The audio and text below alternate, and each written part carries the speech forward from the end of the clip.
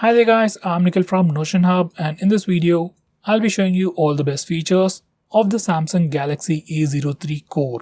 By the way, I've already made a dedicated video for the tips and tricks section where I've talked about many things which I won't be covering in this video. So definitely check out that video as well, link will be in the description.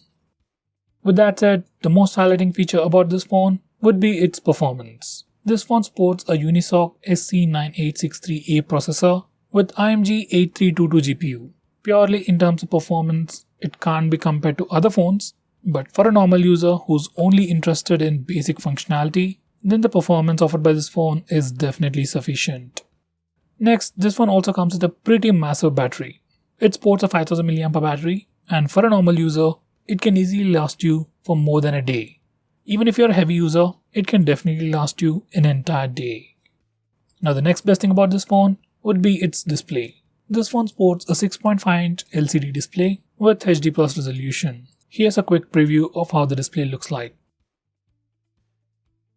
Next we have swipe gestures. Now once you enable the swipe gestures from the navigation bar settings, you can just swipe from the bottom of the screen to go home, swipe and hold for recent tabs. You can swipe from the left side of the screen or the right side of the screen to go back a step. For Google Assistant, you can swipe from the bottom left corner or bottom right corner diagonally, and it will trigger Google Assistant. Finally, we can also swipe left on right on the bottom bar to quickly switch between applications. Next we have split screen mode. To open any application in split screen mode, you need to first open that application, go to the recent apps page, click on the app icon and select open in split screen. Then that application will open in a split screen and you can select the secondary application from your recent apps, or you can go to the home screen and select the secondary application from there. You can find this feature on all Android phones, and this is how you can use it on this phone. Next we have pop-up view, which opens an application in a floating window. Opening an app in pop-up view is similar to split screen mode. Once you open an application in a pop-up view, you can change its transparency, make it a bit transparent. You can minimize it to a floating bubble, just like Facebook chat heads, maximize it or even close it. I would recommend you not to use this feature as it is resource intensive. Next we have easy mute.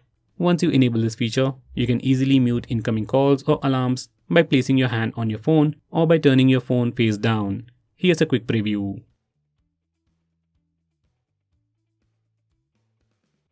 Next we have one-handed mode. Now once you enable this feature and swipe from the bottom left or right corner of the screen size will shrink, your phone will become much more usable with a single hand. Once you're in this mode, you can click the arrow button to switch the screen left side or right side, and click in an empty area to go full screen. If you don't like the gesture, you can select the second option. You just need to double tap the home button to trigger one-handed mode. Considering the huge screen size of this phone, if you want something much more accessible, you can try out this mode. Next we have accidental touch prevention, which is just a fancy name from Samsung for pocket mode. Once you enable this feature, it will prevent accidental touches in closed spaces like pockets and bags. Next we have double tap to wake. Once again, even this feature is self-explanatory. You can double tap the screen to wake it up. So once you enable this feature, just lock your phone and double tap the screen. It wakes up the screen, and if you're using face unlock, once again it sees your face and unlocks the phone immediately.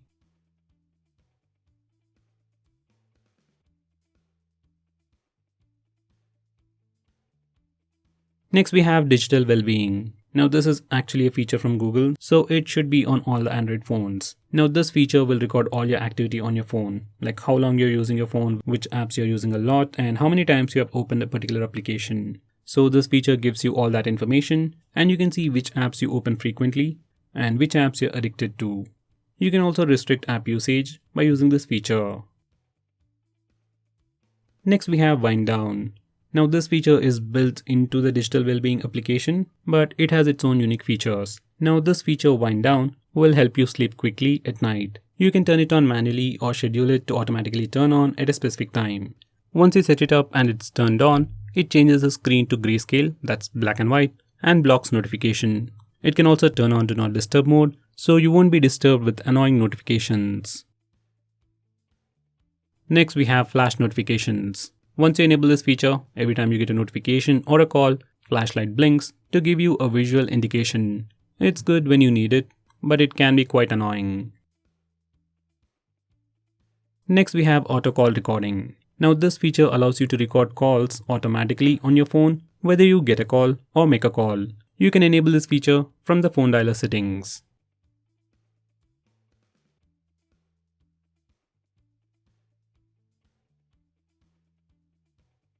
Now going on next, we have the option to change the font on this phone. Usually most Android phones don't give you this option, but on this phone, you can change the font. By default, you get 3 different fonts, and if you're not happy with them, you can download more from the Samsung store. Now going on next, we have swipe to call or send message. Once you enable this feature in the default phone dialer application, you can simply swipe left or right on a contact or a call log to make a call or send a message. It's not a great feature, but a very nice shortcut that's available only on the Samsung phones. Next we have Dual Messenger, which is like dual apps for Samsung. Using this feature, you can have 2 Snapchat accounts, 2 Facebook accounts, or even 2 WhatsApp accounts on the same phone. Now this features might seem awesome, but it only works with few applications. Like if you want to use 2 Paytm accounts on the same phone, you can't do it using this feature. With that said, if you really want to do it, like if you want 2 Paytm accounts on the same Samsung phone, you can try using Secure Folder feature. Now going on next, this phone also has Dolby ATMOS sound enhancement. You can enable it by using the toggles or by going to the sound settings. Once you enable it, you have different sound profiles like auto, movies, music and voice, and depending upon the sound profile, you will get different audio experience. Right now this feature is only available if you are using a headset. Now going on next, this phone even comes with Samsung themes, or just the themes. You literally have hundreds of themes to choose from, both free and paid, and you can completely change the look and feel of your phone. Starting from wallpapers to UI elements to app icons, it literally changes everything. Now going on next, we have maximum power saving mode.